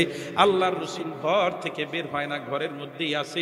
এইভাবে করতে করতে করতে করতে সুবহে সাদিক হয়ে গেছে, ফজরের ওয়াক্তে রসুল বের হয়েছে, সুবহানাল্লাহ। ফজরের ওয়াক্তে রাসূলুল্লাহ সাল্লাল্লাহু আলাইহি ওয়াসাল্লাম বের হয়ে বলেন, তোমরা যে সারা রাত্র নামাজের অপেক্ষায় ছিলা, তারাবি নামাজ পড়ার যে আগ্রহ তোমাদের মধ্যে ছিল, আমি রাসূল এটা দেখছি, সুবহানাল্লাহ বলেন। তবে আমি কেন বাইর হই নাই জানো?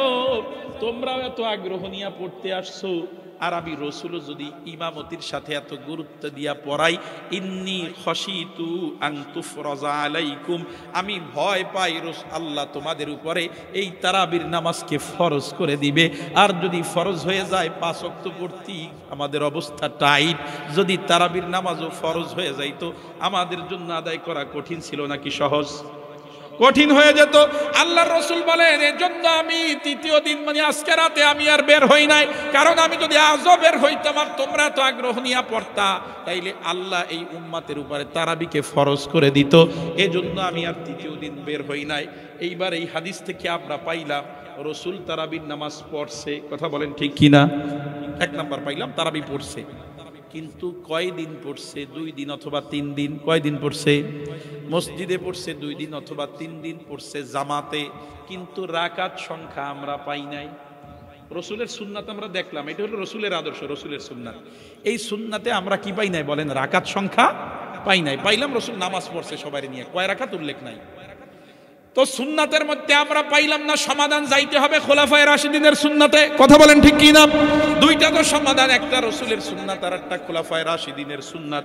এইবার যাইতে হবে খোলাফায়ে রাশিদিনের সুন্নাতে।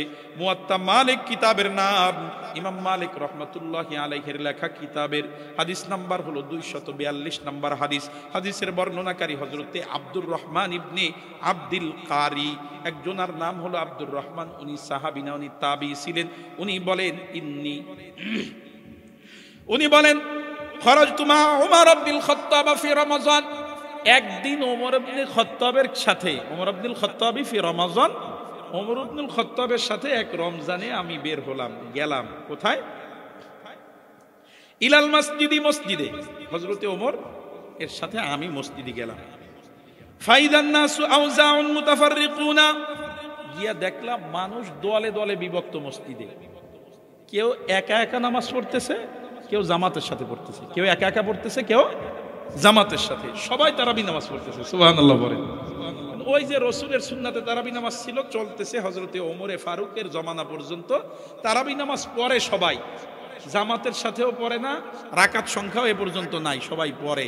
রসুল তারাবির ব্যাপারে উৎসাহ দিয়েছেন, উদ্বুদ্ধ করেছেন। হাদিসে আসছে যে আল্লাহর রসুল তারাবি পড়ার ব্যাপারে সাহাবীদেরকে উদ্বুদ্ধ করতেন, সুবহানাল্লাহ। এইভাবে সাহাবীরা পড়তেছেন। ওমরে ফারুকের জমানা আব্দুর রহমান ইবনে আব্দুল কারি বলেন যে মসজিদে ঢুকলাম, ঢুকে দেখি যে মসজিদে সবাই এরকম দলে দলে পড়তেছে। হযরতে ওমর ফারুক বলতেছেন যে এই দলে দলে না পড়ে সবাই যদি একসাথে এদের সবাইকে নিয়ে যদি আমি একজন কারি সাহেবের পিছনে দাঁড় করাই দিতে পারতাম, তাইলে ব্যাপারটা বড় সুন্দর হতো, সুবহানাল্লাহ বলেন। এইবার হযরতে ওমর ফারুক রাদিয়াল্লাহু তাআলা আনহু একজন সাহাবীকে ডাক দিলেন, এই উম্মতের সবচেয়ে বড় কারি সাহেব, এই উম্মতের বড় কারি, এই উম্মতের কারি সাহেবকে হযরতে ওমর ফারুক রাদিয়াল্লাহু তাআলা আনহু ডাকলেন হযরতে উবাই ইবনে কাব। হযরতে উবাই ইবনে কাব এমন সাহাবী, আল্লাহ তাআলা মুহাম্মদুর রাসূলুল্লাহকে বলেছেন, ও মুহাম্মদ তুমি উবাইকে বলবা, উবাইকে তুমি কোরআনুল কারীম তেলাওয়াত করে শোনাবা, পড়েন সুবহানাল্লাহ। হযরতে ওমর ফারুক রাদিয়াল্লাহু তাআলা আনহু উবাই ইবনে কাব রাদিয়াল্লাহু তাআলা আনহুকে দাঁড় করায় দিয়েছেন জামাতে। এরপরের থেকে রমজানে জামাতের সাথে নামাজ হয়, সুবহানাল্লাহ বলেন। তাহলে রসুলের জমানায় পাইছি রাকাত পাই না, নামাজ শুরু হয়েছে প্রতিদিন জামাত না, 3 দিন পড়ছে আল্লাহর রসুল, কথা বলেন ঠিক কিনা? এইভাবে ওমর ফারুকের জমানায় আইসা ওমর ফারুক দেখলেন যে সবাই বিচ্ছিন্ন পড়েন, উনি এক ইমামের পিছনে সবাইরে জামাতে দাঁড় করায় দিছে। সুবহানাল্লাহ। এবার আরেকটা হাদিসে যাই, যেই হাদিসে রাকাত সংখ্যা আছে। মুয়াত্তা মালিকের 244 নম্বর হাদিস। আন মালিক ইবনি আন ইয়াজিদ ইবনে রুমান, একজনের নাম হলো ইয়াজিদ ইবনে রুমান, তিনি বলেন আন্নাহু ক্বাল কানান নাসু ইয়াকুমুনা ফি জামানি উমর ইবনুল খাত্তাব ফি রমাযান বি23 রাকাতান। হযরত ইয়াজিদ বিন রুমান বলেন, ওই যে ওমরে ফারুক জামাতের সাথে নামাজে দাঁড় করায়া দিছে, ওই দিন থেকে ওর পরের থেকে হযরতে ওমরে ফারুকের জমানায় মসজিদে জামাতের সাথে 20 রাকাত তারাবি নামাজ পড়া হতো। সুবহানাল্লাহ। তাইলে মতানক্য দেখলে রসুলের সুন্নাতে যাব, না পাইলে সাহাবীদেরইতে। রসুলের সুন্নাতে গেলাম, যাই আমরা তারাবি নামাজ পাইছি কিন্তু রাকাত পাই নাই, জামাতে প্রত্যেক রাত্রে পাই নাই। হযরতে ওমরের জমানায় আইসা দেখলাম হযরতে ওমর সবাইরে একত্রিত করে জামাতে দাঁড় করায় দিছেন, আর রাকাত সংখ্যা নির্ধারণ করে দিছে কত? 20 রাকাত। আর শুধু ওমর নির্ধারণ করেছে এমন না, বরং সমস্ত সাহাবীদের ইজমা হয়ে গেছে 20 রাকাতের উপরে। সুবহানাল্লাহ। কেমনে বুঝলেন ইজমা হইছে? ওই যে ওমর খুতবা দিতে দাঁড়াইছে, নামাজ তার জামা একটু লম্বা, এই ওমর খুতবা পরে দেন, জামা লম্বা হইল কেন আগে হিসাব দেন। এই ঘটনা জানেন কি জানেন না? তো জামা লম্বা হইলে যদি শ্রোতারা না সারে, শাসকরে বলে এই জামা লম্বা হইল কেন হিসাব দেন, তাহলে ওইখানে ইবাদতের মধ্যে যদি ওমর বাড়তি কমতি করে, তাহলে সাহাবীরা কি তাকে ছাড় দেওয়ার কথা? কোনো অবস্থাতেই ছাড় দেওয়ার কথা না। হযরতে ওমর 20 রাকাত শুরু করে দিলেন, আর সমস্ত সাহাবীরা ওইভাবে পড়তে থাকলেন। শুধু সাহাবীরা না, শত শত বছর পর্যন্ত মুসলিম উম্মাহ রমজানুল মুবারকে তারাবির নামাজ পড়েছে, 20 রাকাত পড়েন। সুবহানাল্লাহ।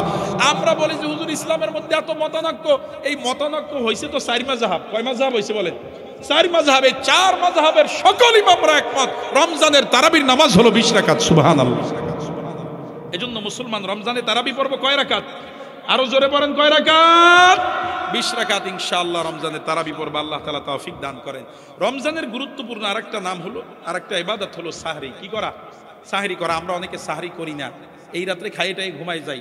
আল্লাহ রসুল বলেন তাসাহহারু ফাইন্না ফিস সাহুরি বারাকা, তোমরা সাহরি করো, কারণ সাহরির মধ্যে আল্লাহ তাআলা বরকত রেখে দিয়েছেন। সুবহানাল্লাহ।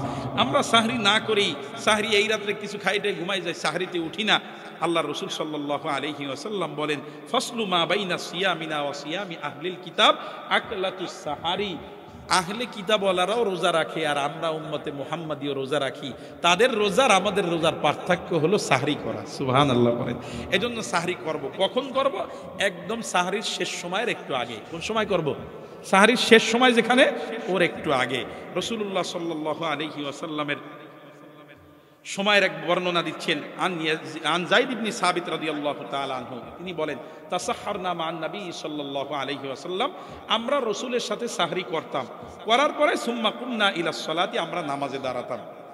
তো প্রশ্ন করা হলো কাম কানা কদরু মা বাইনাহুমা, তোমরা যে সাহারি করতা আর সাহারির পরে গিয়ে নামাজে দাঁড়াইতা, এর মধ্যে কতটুকু সময়ের ব্যবধান ছিল?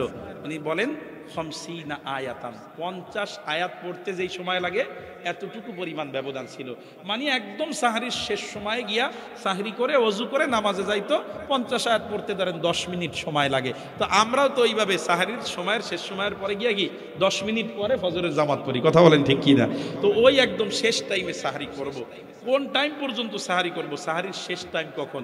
আমাদের গেরাম গায়ে আমরা বানাই নিছি মুয়াজ্জিনের আজান হইল সাহারির শেষ সময়, তাই না? মুয়াজ্জিনের আজান কিন্তু সাহারির শেষ সময় না। মুয়াজ্জিনের আজান কিনা বলেন? সাহারির শেষ সময় না। সাহারির শেষ সময় কখন?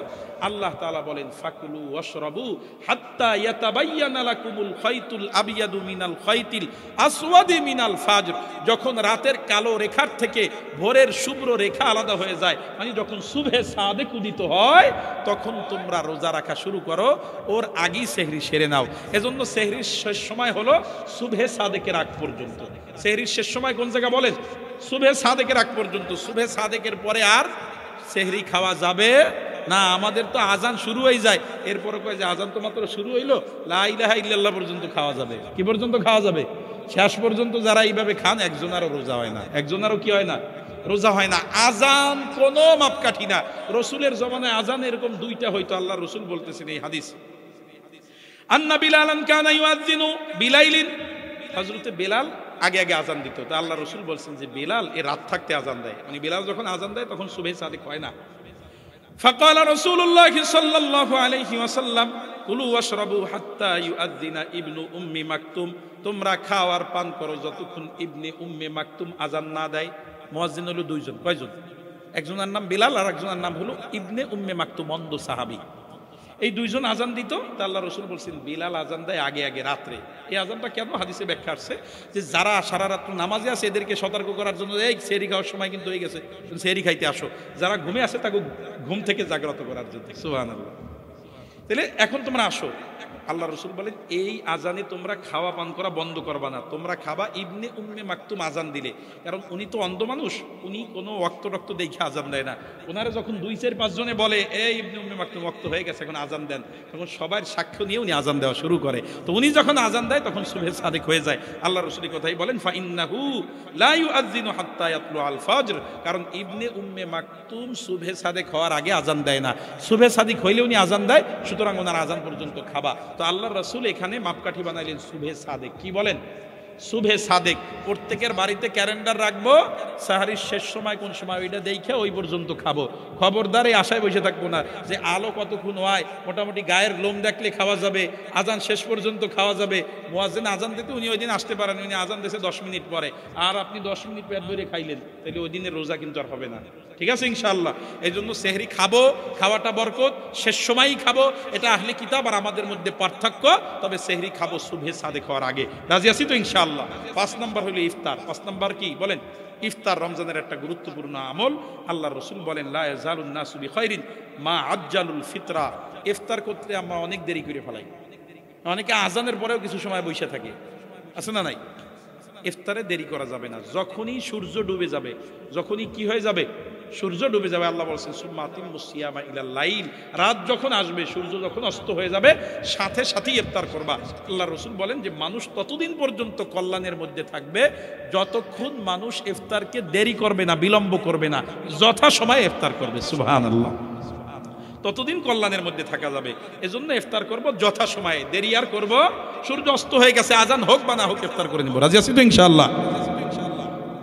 আবু আতিয়া নামে একজন সাহাবী, উনি বলেন যে আমি আর মাসরুক দুইজনের কথা উনি বলছেন যে আমরা হযরতে আয়েশার কাছে গিয়ে বললাম যে আম্মাজান, আমাদের সময় দুইজন ব্যক্তি এমন আছে যারা দিনের ব্যাপারে কোনো ছাড় দেয় না, দুইজনই দিন খুব কড়া করে মানে।